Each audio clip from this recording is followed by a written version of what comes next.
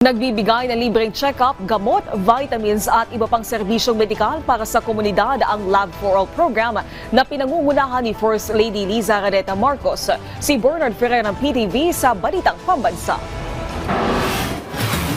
May nararamdamang sakit sa tiyan si Clarita kaya maaga siyang nagtungo sa libreng konsultasyon ng Love for All Caravan sa Navota Sports Complex. Kwento niya, bagamat hindi palagyang sumasakit, mas pinili niyang magpatingin upang makakuha ng tulong mula sa mga espesyalista.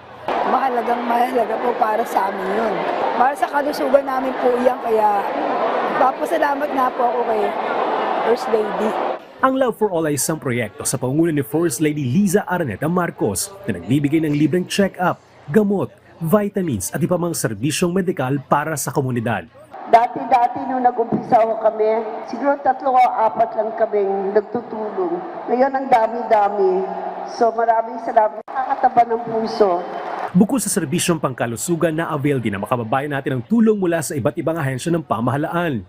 Tulad ng Pag-ibig Fund, kung saan na-verify ang Pag-ibig membership, loan at updates ng account. Ang PhilHealth ay nagkaroon ng e-consulta membership, verification at updates upang masulit ang benepisyong pangkalusugan. Habang ang Public Attorney's Office ay nagbigay ng libreng notary services at legal advice. May booth din ang Department of Agriculture, Department of Social Welfare and Development, Commission on Higher Education, Technical Education and Skills Development, National Housing Authority, Go Negosyo, Senate Assist, Development Bank of the Philippines, at Philippine Charity Sweepstakes Office. Sa pamamagitan ng Love for All, naipapakita ang community-centered healthcare initiatives.